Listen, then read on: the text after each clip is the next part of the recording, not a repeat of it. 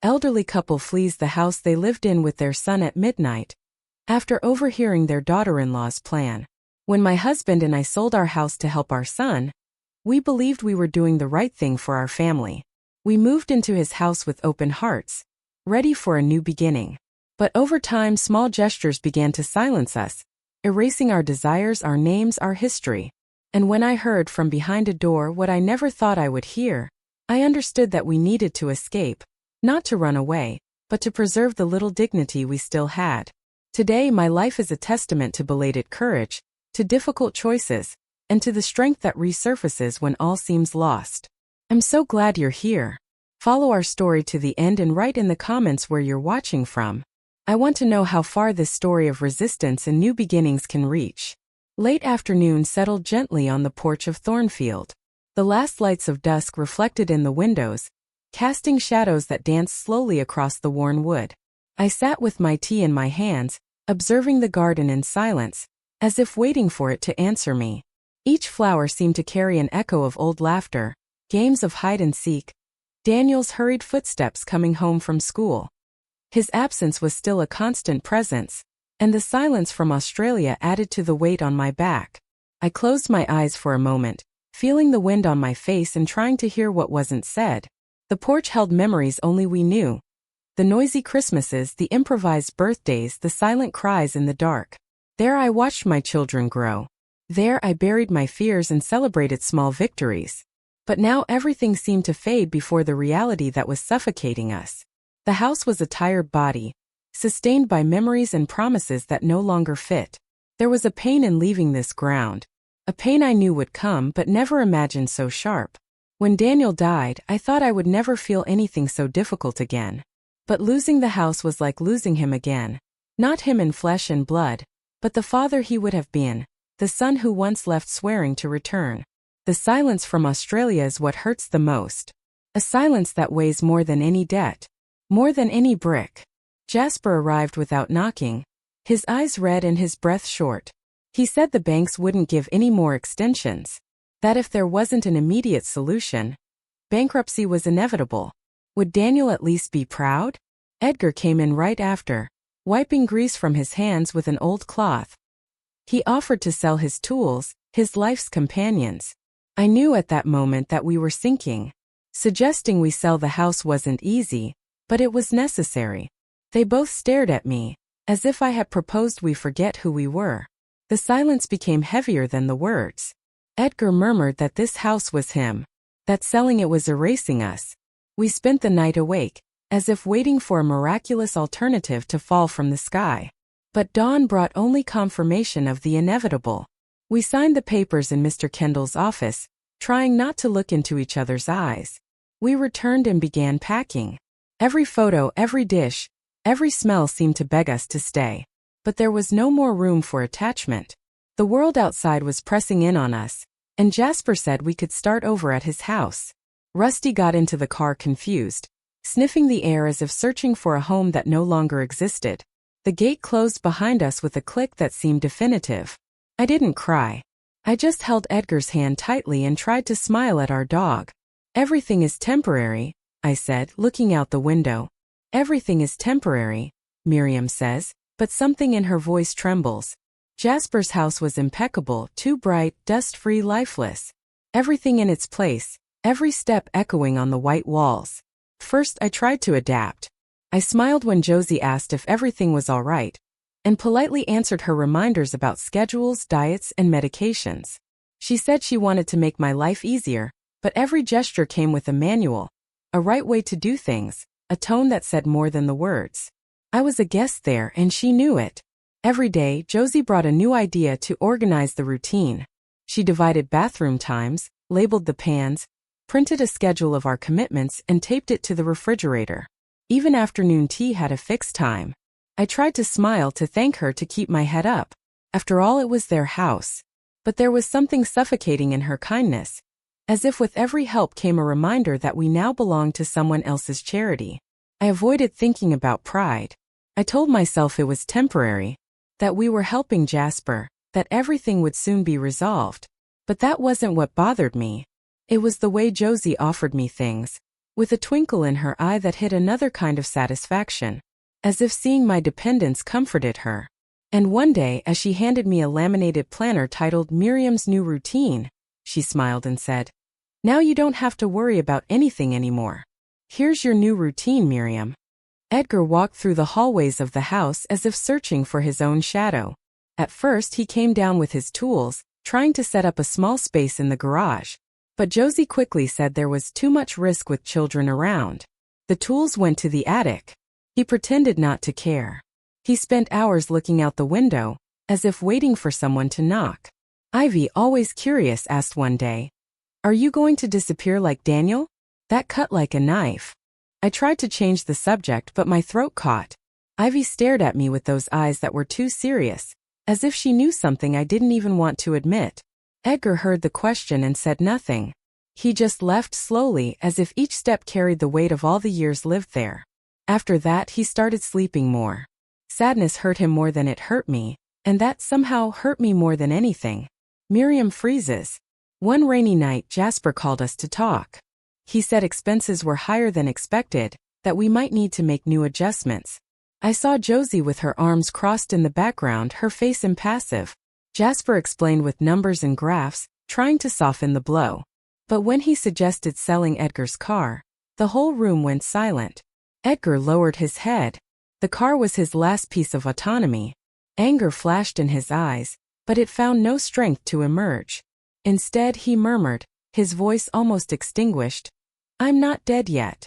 And he left the room slowly, as if carrying on his back the weight of all the years he had lived there.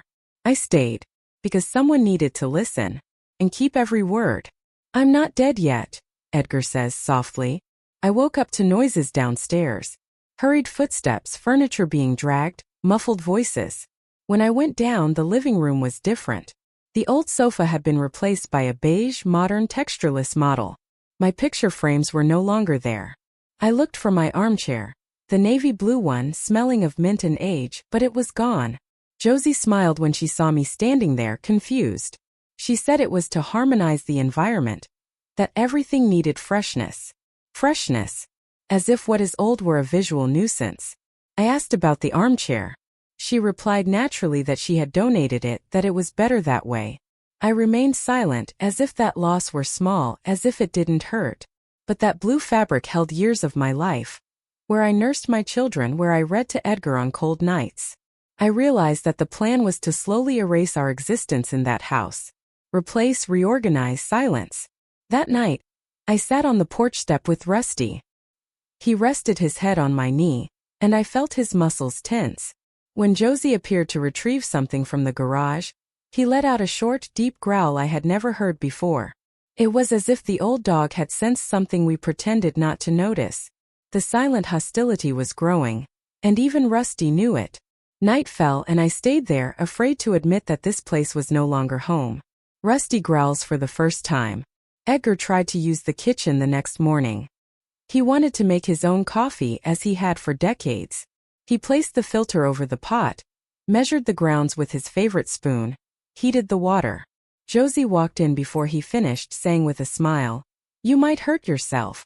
Sit down, dear." She took the kettle from his hands as if he were a child. Edgar hesitated. He looked at me and I didn't know what to do. I remained there, motionless. It was as if every small gesture was being watched. As if any attempt at independence needed to be corrected. Josie said it was out of care, but Edgar didn't ask for it. He just wanted to make his coffee. I went back to the room and closed the door. I felt a knot in my chest. I, who had always been firm, who held the house with both hands, now found myself reduced to an obedient guest. And Edgar was fading away. At lunch, she served the food already on the plates. She said it made things easier. No one argued. When Edgar tried to get more salt, she said his blood pressure didn't allow it. I saw the flush rise up his neck, but he backed down. It was as if, slowly, she was putting us into an invisible mold. And we, out of tiredness, out of disorientation, were accepting it. I knew it was wrong. I knew it was dangerous. But at that moment I just watched. Miriam observes, motionless. The children hugged us when they came home from school. Ivy and Finn always greeted us with affection. But something had changed. Ivy looked at me with curious eyes and said, "Mommy doesn't like it when you talk too much." The phrase came with the innocence of someone merely repeating what they hear. Edgar froze. I tried to smile as if I hadn't heard. But Ivy insisted. "She says you disturb the quiet." It was clear. We weren't welcome. Finn laughed and ran to the backyard, oblivious to the tension. Edgar sat on the new sofa, staring into nothing. I felt a pang in my stomach. What did Josie say when we weren't around? What did the children learn about us? Ivy sat beside me and held my hand. That broke me inside.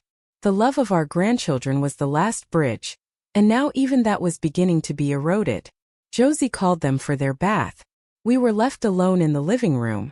Edgar looked at me, his voice low, bitter. "Does Jasper know about all this?" I didn't answer. I didn't know what Jasper knew. Maybe he preferred not to know. Or maybe he pretended not to see so he wouldn't have to choose between his wife and his parents. But inside me something began to stir. It wasn't anger yet. It was something more subtle. Premonition. Edgar asks, "Does Jasper know about all this?" It was a gray Friday when Edgar fell. Josie had placed new rugs in the hallway, claiming the floor was slippery. But that model was lightweight without rubber underneath. I saw him walking towards the door. Rusty barked. And in an instant Edgar tripped. His body fell to the side, his leg bending strangely. I screamed. I ran to him. His eyes were open, but there was pain there. A lot of pain. At the hospital they said it was a minor sprain, but he wouldn't be able to climb stairs for a few days. Dr. Martinez examined him carefully. He asked simple questions: date, name, how many fingers he saw. Then he called me into the hallway and said gently, "It might be good to evaluate your husband's cognitive abilities."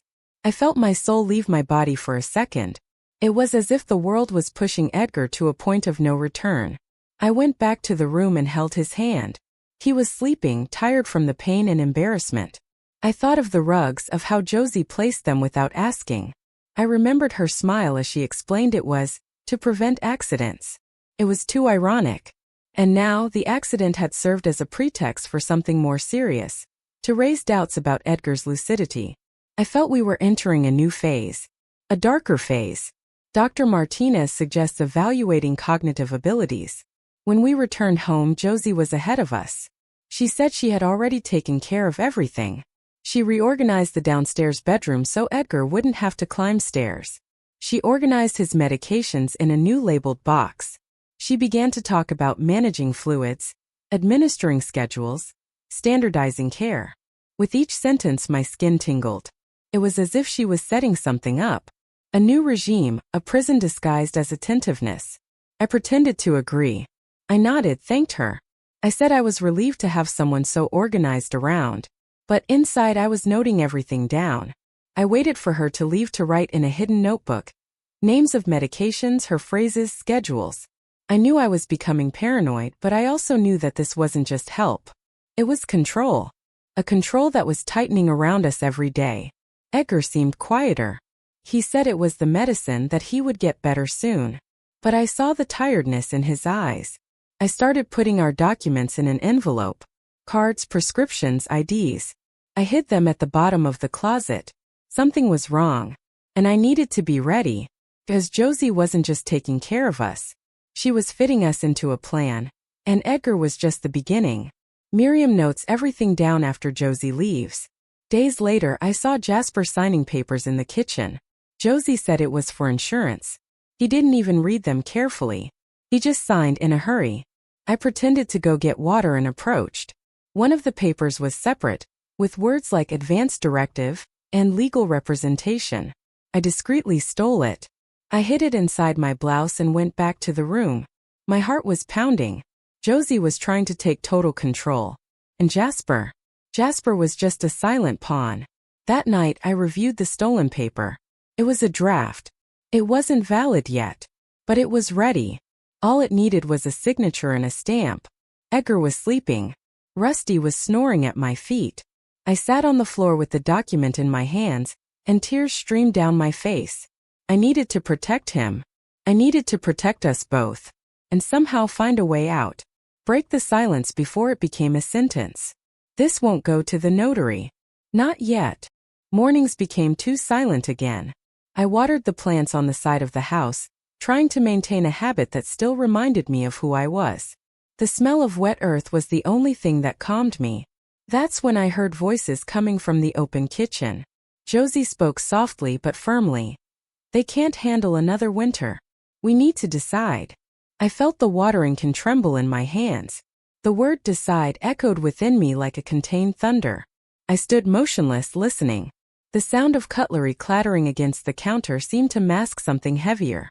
Josie spoke of costs, responsibilities, of how it wasn't fair to maintain this situation. My name and Edgar's came up between calculated pauses. I wanted to go in to ask, but I held back.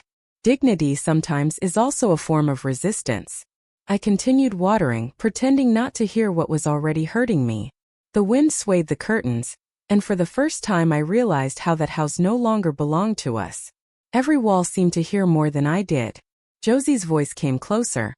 They need professional support. It's best for everyone. Support. A beautiful word to disguise control. I waited for Jasper's answer. I waited anxiously for a defense, for a minimal gesture of courage. But his silence was absolute. A silence that screamed. I turned off the faucet and let the watering can fall onto the lawn. My body trembled, but not from cold. It was something else. Something that was beginning to rise within me. An instinct I already knew. The same one that sustained me when Daniel left. Jasper doesn't answer. Edgar started acting strangely in the following days. He spent hours in the room, opening and closing drawers, reorganizing objects for no apparent reason. When I entered, I saw him stacking small boxes in the corner, each with labels written in his handwriting. Useful things, old photos, memories. I watched him for a few minutes before asking. He just replied, "I don't want them to make our things disappear." I felt a shiver. It wasn't paranoia, it was intuition. Edgar sensed that something was moving behind our backs. The boxes grew, and he began to hide keys inside them. At night, Rusty sniffed the room and slept next to the piles. It was as if our dog also knew we were about to lose more than objects. We were losing the right to exist in peace. I let him continue. Sometimes organizing is the quietest form of fighting. I went to the pharmacy under the pretext of buying painkillers. While waiting, I discreetly picked up some local bus flyers. I asked for a map. The attendant didn't notice the tremor in my hands. Back in the room, I sat down and began to write down routes. Numbers times connections. I still didn't know where to go, but I already knew we needed to leave. Miriam writes down bus routes at the pharmacy. On a cold afternoon, I went down to the basement to get Edgar's inhaler. The lights flickered, and the air smelled of dampness and rust. As I searched the shelf, I heard something. Muffled voices coming from the ventilation duct. I froze. It was Josie. And another voice. Jasper's. I slowly moved my ear closer. The lawyer said all that's missing is the medical certificate, she was saying. After that, everything will be automatic. Gradual withdrawal of assets, legal guardianship, nothing aggressive. My body went cold. The sound of my own heart seemed to echo inside the metal pipe. I took a deep breath, trying to contain the panic. It's for the best, Jasper replied hesitantly. I recoiled, choked in silence. The inhaler was still on the shelf, but it no longer mattered. I went up slowly, my legs trembling. That moment changed everything. It was no longer about difficult coexistence. It was a trap, and I had just heard it being set. Legal guardianship. Gradual withdrawal of assets. I returned to the basement days later. I needed to be sure of what I had heard. I sat in silence, holding my breath, and waited. The conversation came like a whisper through the metal. Josie was talking to Jasper again, now mentioning names. A lawyer, Dr. Thompson, and the family doctor, the same one who cared for Edgar. They spoke of deadlines, documents, signatures. The piece is set, she said. All that's left is to make it official. I knew then that time was running out. I climbed the stairs slowly, feeling the floor creak under my feet. Edgar was in the living room, his gaze fixed on the window, oblivious to the conspiracy surrounding him. I told him what I had heard. He paled, then clenched his fist. "They want to take us out of here," he said, his voice seeming to come from within the ruins. "They want to turn us into prisoners." When he slammed the door, The sound echoed through the house, cutting through the air like a sentence. I ran to him, trying to calm him. "We need to think calmly," I whispered. But there was no more calm possible. That home, if it could even still be called that, had become a field of control. I knew that if we waited longer, we would indeed be declared incapacitated. And then nothing would remain. It was necessary to act before the paper had more force than our voices. Edgar slams the door hard. I won't become a prisoner. That night I started to plan. I took my jewelry box, the few pieces that remained, and selected some valuable ones. The next day, I went to the old goldsmith in town and discreetly sold 2 of them. The money fit in an envelope that I hid deep in my purse. I also bought a small notebook, where I began to list the essentials. Documents, medications, clothes, water, Rusty's leashes. It was a survival inventory. Then I sat at the table and wrote letters. One for Ivy, another for Finn. I spoke of love, of memories, of the future. I asked them not to judge the silences. I asked that one day they remember us without bitterness. I kept the letters in white envelopes with blue ribbons. On the last line I wrote, "Sometimes to love is to know when to leave." When I finished, I looked at Rusty lying next to the chair. "Only you are missing," I murmured. "Only Rusty is missing." The last day arrived like a godless Sunday. The gray sky seemed to share our secret. Edgar barely spoke. We spent the morning in silence, packing clothes and memories into old suitcases. He insisted on taking the box of small tools. I didn't argue. In the early evening, I hid the documents in the lining of the suitcase and checked the medications. Each step was a farewell. Every sound of the house a goodbye. When the clock struck midnight, we carefully went downstairs. Rusty walked ahead, alert. The house was immersed in silence. In the kitchen, I left the key on the counter, cold, indifferent. Edgar looked at me, tired but firm. "Are you ready?" he asked. I nodded. I opened the door, and the cold dawn wind entered, like a blessing and a sentence at the same time. Freedom began there, with fear and courage mixed in our chests. I looked back one last time. The living room light was still on, illuminating the emptiness. Everything we were stayed inside. What we would be, we didn't know yet. I squeezed Edgar's hand and whispered, "Let them keep the cage. Leave the key. Let them keep the cage." The dawn enveloped us in its cloak of silence as we crossed the gate. Each step was measured as if the ground could scream. Edgar trembled slightly, and it wasn't just from the cold. The old coat wasn't enough to protect his wounded dignity, his exhausted soul. I held the strap of my bag as if it were an umbilical cord. Inside were our documents, prescriptions, IDs, the little of ourselves that could still be carried. Rusty walked ahead, alert as if he knew the way. We stopped once to breathe. The sky was dark, but the scent of jasmine flowers from the neighbor's garden surprised me. It was strange how, even in flight, there was still beauty. That reminded me of who we were before the fear. Edgar looked at me sideways and smiled faintly. A short but true smile. We continued, and Rusty began to sniff out a shortcut. The street was deserted, and the air cut harshly through our lungs. Rusty led us through an alley that bypassed the center. It was as if his scent knew how to avoid encounters.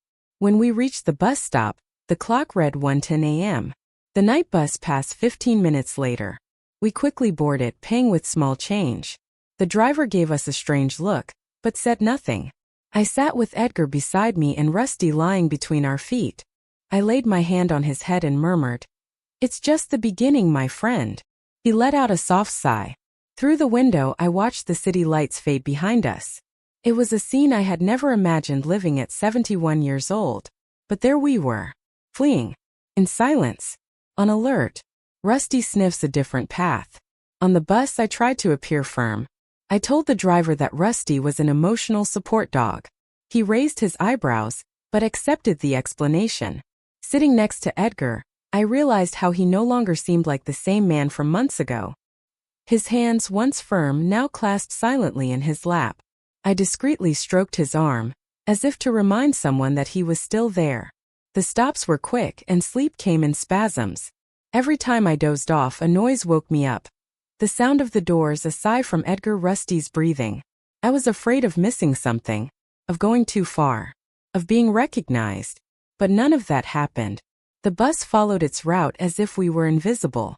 And perhaps we were. Invisible is what old people become when they are no longer useful.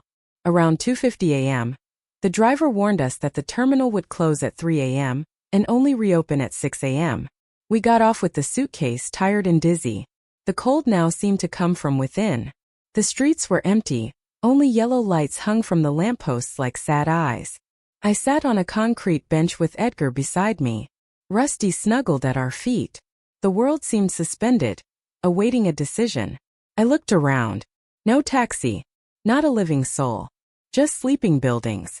What would we do? Where would we go? How could we sustain that courage for more hours? The questions swirled like blades inside me. We only have until the terminal. After that, we walked 2 blocks until we saw a light on. A neon sign read Open 24H above a glass door. It was a modest but clean diner. The smell of fresh coffee reached us even before we opened the door. I went in with Edgar, who was already limping a little, and Rusty walked beside us. There were only 2 people inside. A young man at the last table and a woman behind the counter. The young woman looked at us with attentive but not judgmental eyes. She had a coffee-stained apron, hair tied in an improvised bun. I opened my mouth but my voice failed. All I could say was, "He's not well." She came quickly, extended her hand to Edgar, pulled up a chair and helped him sit. Rusty lay down next to him. I was in tatters. Tired, hungry, with fear still clinging to my back. The young woman brought me water and placed a blanket over Edgar without saying a word. Then she brought 2 bread rolls with butter, a coffee for me. I looked at her with gratitude, trying to find something to say. But she just smiled briefly and humanly. On her name tag it read Mercedes. And at that moment, with the world crumbling, that name seemed like a promise. Mercedes serves. Mercedes didn't ask questions. She just acted. She had a calmness that wasn't coldness but strength. She brought more blankets, checked if Edgar had a fever, brought warm water to wash his face. All without fuss. When I looked, Rusty was already lying on a rug she pulled from under the counter. I sat down and for the first time in days felt my body relax. As if a piece of security had returned. She returned with a small bottle of pain reliever. She quietly asked if Edgar took any specific medication. I showed her my list, and she nodded with understanding. Then she went to the back and returned with a sweetbread, saying it was the last of the previous day's batch. He ate it in silence. Mercedes sat with us and opened a road map on the table. With her finger she marked 3 cities and looked at me. "There's a truck driver who might take you. He passes by here every Saturday before dawn." That sounded like salvation. "Is he trustworthy?" I asked. "He's lonely," she replied, "and he knows how to listen." I nodded. It wasn't much, but it was a chance. I no longer knew what to expect from the world, but I still knew how to recognize an honest gesture. Mercedes seemed like one of those rare people who exist just to help those who have almost given up. She pointed out the departure time and wrote a name on the napkin. Frank. After that, she let us rest. I leaned my head on Edgar's shoulder and watched Rusty truly fall asleep for the first time since the escape. My body longed for sleep, but my mind was still alert. Still, I closed my eyes for a few minutes. And before the sunlight broke through the sky, I already knew. We would accept that route. "There's a truck driver who might take you." Frank arrived with leather boots and firm steps. He ordered a coffee and a pie. Mercedes spoke to him softly, subtly pointing at us. He observed us for a moment. Not with judgment but with a look that recognizes a shipwreck. Rusty got up, approached with his tail wagging. Frank knelt, petted his head and looked at me. "Do you need to go far?" he asked. I just nodded. We sat together for a few minutes. Frank sipped his coffee slowly. Then he pulled a map from his jacket pocket and said, "I have a route. I can go to Millbrook. It's not far, but it's safe." The name of the town sounded like an invented place to me. A distant refuge. Edgar squeezed my hand under the table. I didn't know how to thank him. I just smiled and felt a lump in my throat. That was hope. As he finished eating, he told us he had been driving for 30 years. That the road was his home. That he had helped others before, but never like this, without knowing the destination of those he was carrying. "Trust is a two-way street," he said. That struck me. Frank didn't want handouts or medals. He was offering a piece of his path. It was more than we could ask for. And at that moment I accepted. Without fear. Without reservations. I have a route. I can go to Millbrook. In the truck cab, Frank told us about his mother. He said she had been admitted to a nursing home last week. She cried when I left, he said. But they said it was for her own good. His words echoed in me like mirrors. I understood too much of what he wasn't saying. The guilt, the helplessness, the desire to go back in time and change everything. He was silent for a few minutes. Then he took out his cell phone. He called the number saved as management. He asked to postpone the delivery. I had a setback. It'll be delayed a day, he said in a firm voice. He hung up without further explanation. We remained silent. It wasn't just the route he had changed. It was the gesture of someone who recognizes the line between obeying and doing what is right.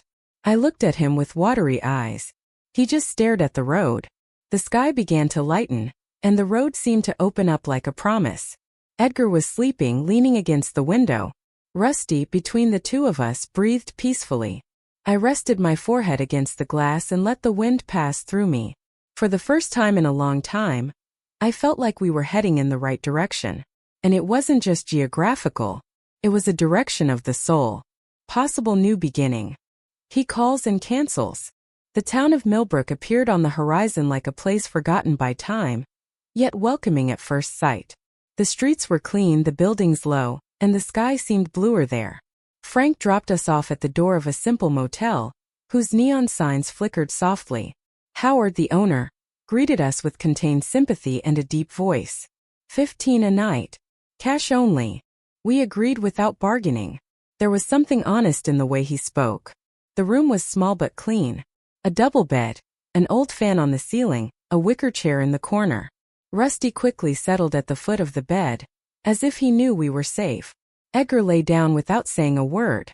I, for the first time in days, took off my shoes calmly, as if that gesture restored some humanity to me. I didn't cry. I just let myself exist there in peace. Tiredness didn't ask permission. I grabbed the thin blanket and curled up as if seeking a womb. Edgar was already sound asleep, and the silence was no longer tense, it was rest. I felt my eyes close even against my will. I slept as I hadn't slept in a long time. Without frights, without jolts, without fear of doors opening by force. I just slept. For long 12 precious hours. Miriam sleeps for 12 hours. The next day, Edgar went to the pharmacy to buy medicine. I stayed tidying up the clothes in the suitcase, as if preparing a new life with old pieces. When he came back, he brought news. He said the pharmacist was friendly and recommended a good coffee shop and a small public library. He also mentioned that Rusty had been a hit. An old lady even asked for a photo with him. I laughed for the first time in a long time. We decided to take a walk. Rusty guided us along the sidewalks, sniffing every corner with enthusiasm. We went into the library where a kind employee with crooked glasses and a calm smile gave us a city map and a tip. You should visit the town square market. It's small, but everyone goes there. And as if confiding a secret, she added, Dorothy will like this. The market consisted of colorful canvas stalls where ladies sold bread, sweets, and jams. Children played with balloons and men in hats chatted around a wooden bench. The smell of fresh bread filled the air. We bought 2 loaves of bread and a jar of raspberry jam. I felt light, as if something inside me was beginning to thaw. Edgar offered me his arm, and we walked in silence. Are there homemade breads? Dorothy will like this. In the late afternoon, we followed the librarian's recommendation and went to the local diner.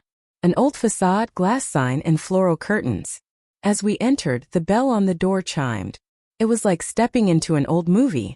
At the counter, a woman observed everyone with silent attention. She seemed to run the place without saying much, and everyone respected her for it. Dorothy May, I learned minutes later. We sat near the window. Rusty lay beside our table as always. Dorothy came with the menu but didn't rush us. She observed more than she spoke. She had eyes that listened. We ordered soup and coffee. When she returned with the plates, she placed everything delicately. Are you just passing through? She asked naturally. I hesitated and Edgar just nodded. She didn't insist. She just said, Millbrook is small, but it doesn't close its doors. We ate in silence, feeling something I couldn't name. Perhaps relief, perhaps the beginning of belonging. As we got up, Dorothy called us back with a firm yet serene voice. "Before you leave, stop by tomorrow morning. I have a proposal." We stood there, puzzled, not understanding what was coming. "I have a proposal." We returned to the diner right after breakfast. Dorothy was already there, organizing the cutlery and cups. She had us sit on an outdoor bench, from where we could see the main street. "I don't like beating around the bush," she said. "You need a place. And I need help." She explained that the apartment above the diner had been empty since her sister moved out. It was small but functional. A kitchen, a bathroom, and a window that looked out onto the back. She said we could stay there in exchange for help, me in the kitchen and Edgar with small repairs. "It's not charity. It's an exchange." She repeated that twice. I didn't know what to say.